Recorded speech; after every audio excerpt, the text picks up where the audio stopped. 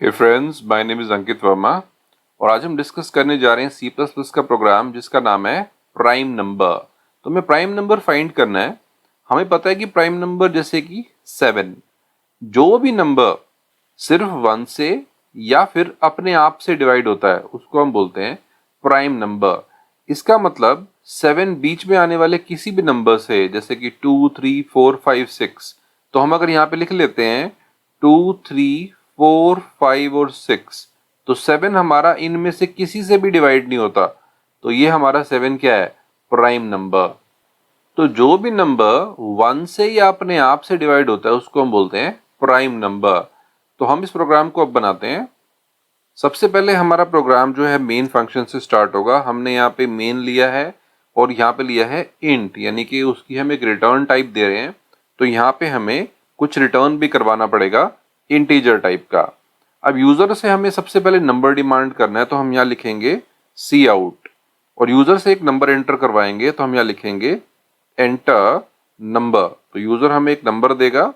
अब इस नंबर को हमें लेना है, तो हमें सी आउट फंक्शन यूज किया है जो कि हमारा पार्ट है आईओ स्ट्रीम का। तो हम यहाँ पे लिखेंगे सबसे ऊपर एक हेडर फाइल इंक्लूड कराएंगे, हैश इंक्लूड। हैश इंक्लूड का मतलब है प्री प्रोसेसिव डायरेक्टिव, तो हेडर फाइल को ये इंक्लूड करा देगा आईओ स्ट्रीम डॉट एच। यहाँ पे हम डॉट एच नहीं लगाएंगे बिकॉज ये वीएस कोड है, तो सिंपल इसको यहाँ तक ले लेंगे। अगर आप टर्बो यूज कर रहे हो तो आपको डॉट एच लगाना पड़ेगा। अब सी आउट के लिए हम एक नेम स्पेस लेते हैं यूजिंग नेम स्पेस और यहाँ पे लिखेंगे std। तो आप देख सकते हो कि सी आउट भी प्रॉपर वर्क कर रहा है। अब यहाँ पे एंटर नंबर करवाना है, तो हमें नंबर का कोई एक वेरिएबल भी लेना पड़ेगा। तो हम यहाँ पे इंटीजर टाइप का एक वेरिएबल ले लेते हैं, सपोज n। तो n हमारा नंबर है। अब इसको इनपुट कराने के लिए हमें चाहिए सी इन कंसोल इनपुट। तो यहाँ पे n के अंदर हमने वैल्यू ले ली।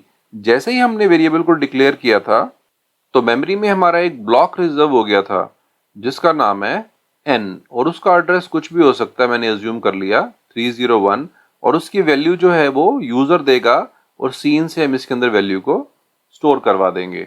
प्राइम नंबर के प्रोग्राम में हमें एक बात तो पता लग गई है कि जो भी नंबर है वो 1 से तो डिवाइड होगा ही होगा, तो हमें 1 तो लेना ही नहीं है।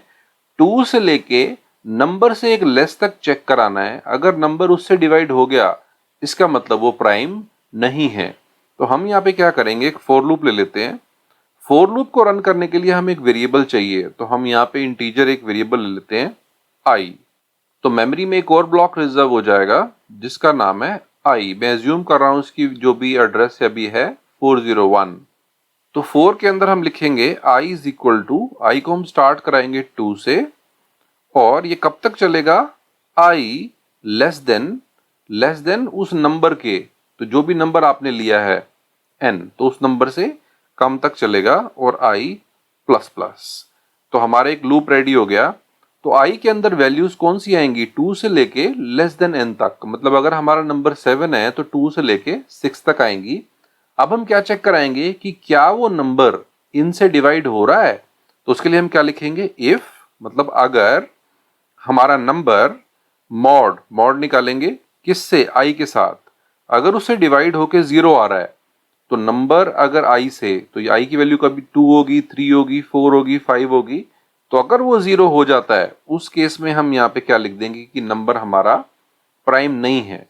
लेकिन आप एक बात सोचो, अगर हमारा नंबर होता 8 तो वो 2 से भी डिवाइड होगा, 4 से भी डिवाइड होगा, तो हमारा मैसेज बार बार आएगा नॉट प्राइम नॉट प्राइम। तो हम क्या करते हैं, एक फ्लैग वेरिएबल ले लेते हैं। तो यहाँ पे एक नॉर्मल वेरिएबल ले लेते हैं जिसका नाम है f, और इसकी वैल्यू को हम सेट कर देते हैं 1। तो प्राइमरी मेमोरी के अंदर एक और वेरिएबल डिक्लेयर हो जाएगा जिसका नाम होगा f, और मे बी उसका एड्रेस मैं एज्यूम कर रहा हूं वो है 501, और इसकी वैल्यू हमने सेट कर दी है 1। अब इस 1 का मीनिंग क्या है? जब भी मेरा फॉर लूप खत्म होगा उसके बाद मैं एक बात चेक कर लेता हूं कि फॉर लूप खत्म होने के बाद अगर मेरे फ्लैग की वैल्यू 1 ही रहती है तो मैं ये एज्यूम कर लेता हूं कि मेरा जो नंबर है वो है प्राइम। तो मैं यहाँ पे लिख देता हूं सी आउट स्लैश n, मतलब नेक्स्ट लाइन में, तो हम यहाँ पे लिख देते हैं ये हमारा प्राइम नंबर है। तो इससे हमें पता लग गया कि हमने f को 1 से स्टार्ट किया और पूरा लूप चलने के बाद भी f हमारा 1 ही रहा, तो ये प्राइम है। लेकिन अगर इस f की वैल्यू बदल जाती है, चेंज हो जाती है, तो उस केस में क्या होगा, हम यहाँ पे मेंशन कर देते हैं कि ये हमारा प्राइम नंबर नहीं है। तो हम यहाँ पे लिख देते हैं सी आउट, यानी कि डिस्प्ले करा दो /n की नॉट प्राइम, कि हमारा नंबर प्राइम नहीं है।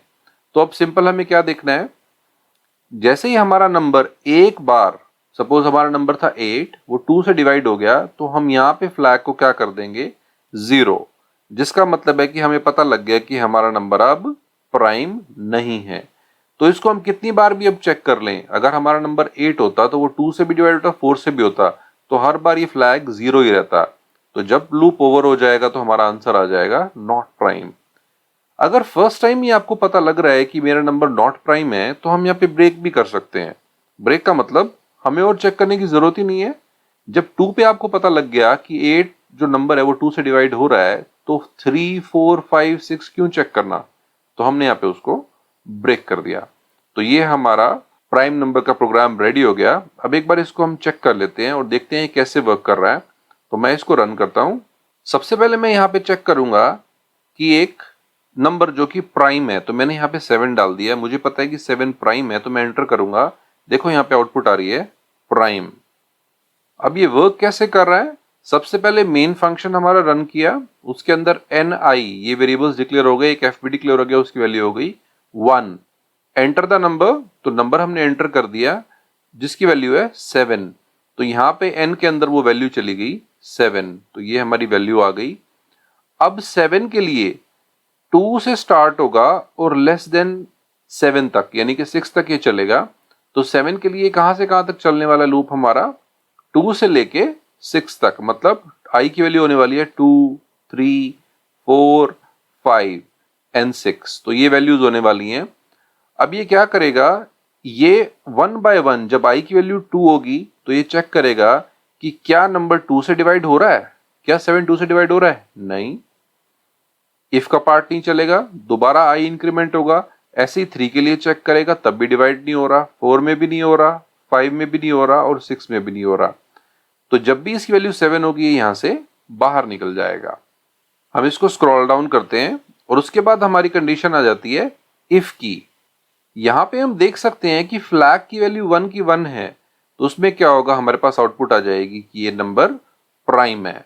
अब हम इस प्रोग्राम को दोबारा से स्क्रॉल अप करते हैं और एक बार इसको रन करते हैं और एक नंबर एंटर करेंगे जो कि हमारा नॉट प्राइम है। तो हम इसको रन कर रहे हैं। अब यहाँ पे ये प्रोग्राम हमसे डिमांड कर रहा है कि एंटर नंबर। मैं सपोज करता हूं कि मैंने एक नंबर ले लिया जो कि है हमारा 8। अब मैं इसको एंटर करूंगा तो ये दिखा रहा है नॉट प्राइम। हम चेक करते हैं कि ये वर्क कैसे कर रहा है। तो सबसे पहले प्रोग्राम रन हुआ, NIF ये वेरिएबल्स डिक्लेयर हो गए और f की वैल्यू 1 सेट हो गई। एंटर नंबर, यूजर ने एंटर किया 8, तो हमारे n की वैल्यू जो इस बार स्टोर होगी वो होगी 8। अब 2 से लेके लेस देन n, मतलब इस 8 के लिए 2 से लेके लेस देन n मतलब 7 तक, तो 2, 3, 4, 5, 6, 7, तो i की वैल्यू ये सारी चलने वाली है। अभी i की वैल्यू है 2।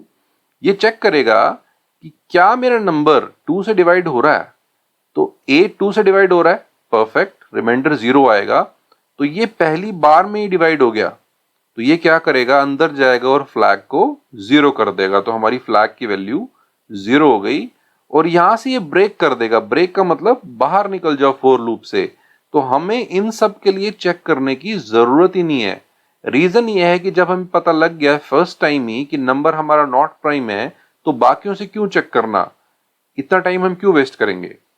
इसके बाद हम प्रोग्राम को स्क्रॉल डाउन करते हैं तो हमारा ये इफ का फंक्शन आ जाएगा और यहाँ पे हम देख सकते हैं कि f की वैल्यू 1 तो अब रही नहीं, f की वैल्यू हो गई है 0। तो इस केस में क्या होगा, एल्स पार्ट चलेगा, नॉट प्राइम। तो हमारे यहाँ पे आंसर क्या आ गया, नॉट प्राइम। तो हमारा जो नंबर 8 है वो है नॉट प्राइम। तो आज हमने VS कोड में C++ का प्रोग्राम बनाया है जिसमें हमने प्राइम नंबर को चेक किया है। तो आज के लिए इतना ही। Thank you.